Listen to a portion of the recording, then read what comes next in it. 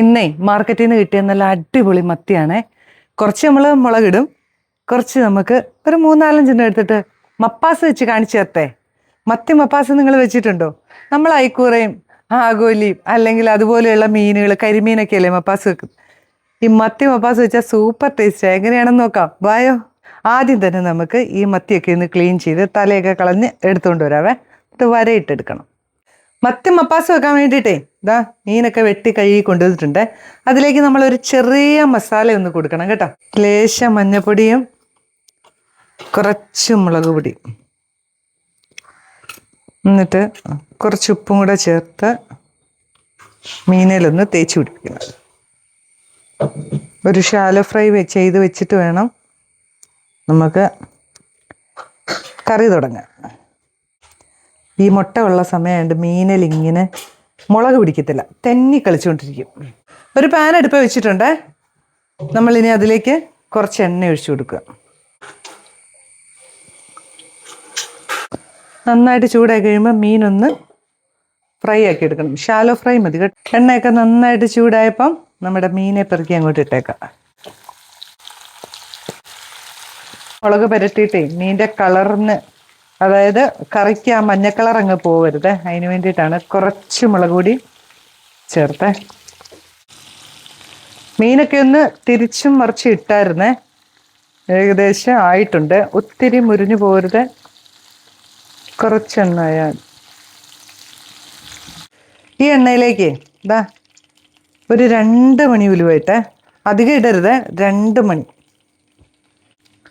നീളത്തിൽ അരിഞ്ഞു വെച്ച ഇഞ്ചി, വെളുത്തുള്ളി, എരിവിന് ആവശ്യത്തിനുള്ള പച്ചമുളക്,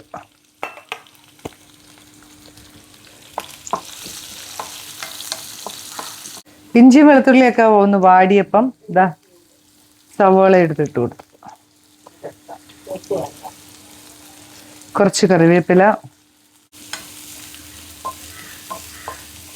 കുറച്ച് ഉപ്പിട്ട് കൊടുക്കണം കേട്ടോ. മത്തിയിൽ കുറച്ച് ഉപ്പുണ്ട്, എന്നാലും നമുക്ക് ഇതിലേക്ക് കുറച്ച് ഉപ്പിട്ട് കൊടുക്കും. ഇനി ഇതിലേക്കുള്ള മസാലയില്ലേ നമുക്കൊന്ന് അരച്ചെടുക്കണേ. അതിന് 1 പിഞ്ച് മഞ്ഞൾപ്പൊടി എടുത്തു. ഇതാ മല്ലിപ്പൊടിയാണ്, ഒരു ചെറിയ സ്പൂൺ, 1.5 സ്പൂൺ എടുത്തു. പെരിഞ്ജീരകം പൊടിച്ചത് അതും എടുത്തു, ഒരു ചെറിയ സ്പൂൺ, 1 സ്പൂൺ. ഇനി ഇത് ഇച്ചിരി വെള്ളവും കൂടെ ചേർത്ത് നന്നായിട്ട് അരച്ചെടുത്തുകൊണ്ട് വരാം. സവോളയും ഇഞ്ചിയും വെളുത്തുള്ളി പച്ചമുളക് എല്ലാം നല്ല പോലെ വഴന്നു വന്നപ്പം നമ്മൾ അരച്ചു കൊണ്ടുവന്ന നമ്മുടെ മസാലയില്ലേ അതൊന്ന് ഒഴിച്ചു കൊടുക്കണേ. നിങ്ങൾ ഓരോരുത്തരും ഓരോ രീതിയിലായിരിക്കും ഉണ്ടാക്കുന്നത്, പക്ഷേ നമ്മുടെ രീതിയിൽ ഒന്ന് ഉണ്ടാക്കി നോക്കിയോ. ഇത് എൻ്റെ അമ്മയുടെ കറിയാണ് കേട്ടോ.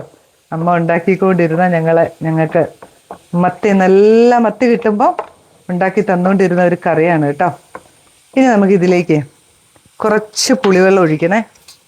വാളംപുളിയോ കുടംപുളിയോ എന്താണോ ഇഷ്ടമുള്ളത്, ഒരുപാട് ചേർക്കരുത്, കുറച്ച്. തക്കാളി നമ്മൾ ലാസ്റ്റ് ചേർക്കും, ഇപ്പോൾ കുറച്ച്. അതെല്ലാം നന്നായിട്ടൊന്ന് മൂത്ത് വന്നപ്പം നമ്മൾ അരച്ച് ചേർത്ത മസാല എല്ലാം ഒന്ന് മൂത്ത് വന്നപ്പം ഇതാ 2-ാം പാൽ ഒഴിച്ചു കൊടുത്തു.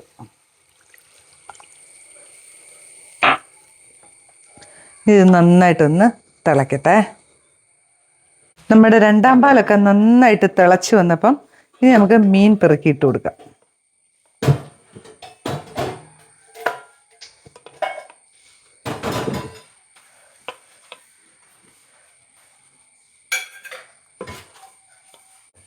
ഇനി ഇതിനെ ഒന്ന് മൂടി വെക്കാവേ.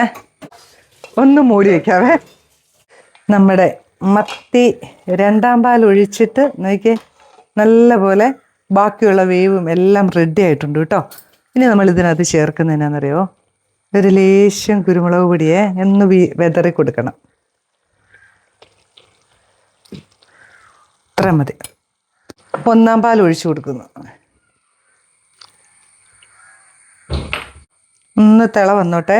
ആ സമയത്ത് ഇതാ ഒരു തക്കാളി മുറിച്ചത് ഇങ്ങനെ ഇട്ട് കൊടുക്കും. തക്കാളി ഇങ്ങനെ ഇടുന്നതുകൊണ്ടില്ലേ പുളി നമ്മൾ കുറച്ച് വേണം എടുക്കാൻ. പുളിവെള്ളം ഒഴിച്ചില്ലേ അത്. ഇതാ കുറച്ച് കറിവേപ്പിലയും കൂടെ ഇട്ടു. മത്തി മപ്പാസ് റെഡി ആയിട്ടുണ്ട്. തിള വന്നു, സ്റ്റൗ എല്ലാം ഓഫ് ചെയ്തു. മത്തി മപ്പാസ് ഇവിടെ റെഡി ആയിട്ടുണ്ട് കേട്ടോ. നമ്മുടെ ഒരു അടിപൊളി നാടൻ മത്തി മപ്പാസ് ഇവിടെ റെഡി ആയിട്ടുണ്ട്. ശരിക്കും പറഞ്ഞാൽ ഇത് എൻ്റെ അമ്മയുടെ ഓൺ റെസിപ്പിയാണ്. ഇത് കുറേ കഴിച്ചിട്ടുണ്ട്. അപ്പം നല്ല മത്തി കിട്ടിയപ്പം അമ്മേനെ ഓർത്തപ്പം വേഗം ഉണ്ടാക്കി കാണിച്ചതാണേ. ഉണ്ടാക്കി നോക്കിയിട്ട് അഭിപ്രായം പറ.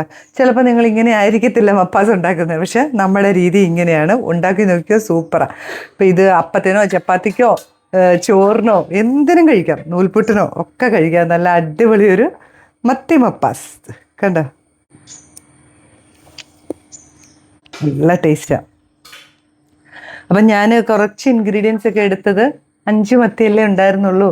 അപ്പം നിങ്ങൾ കുറേ ഉണ്ടാക്കുവാണെങ്കിൽ, അല്ലെങ്കിൽ വീട്ടിൽ അതിൽ കൂടുതൽ ആൾക്കാരുണ്ടെങ്കിൽ ഉണ്ടാക്കുമ്പോൾ അതിൻ്റെതായ അനുസരിച്ച് സാധനങ്ങളുടെ അളവും കൂട്ടണം കേട്ടോ.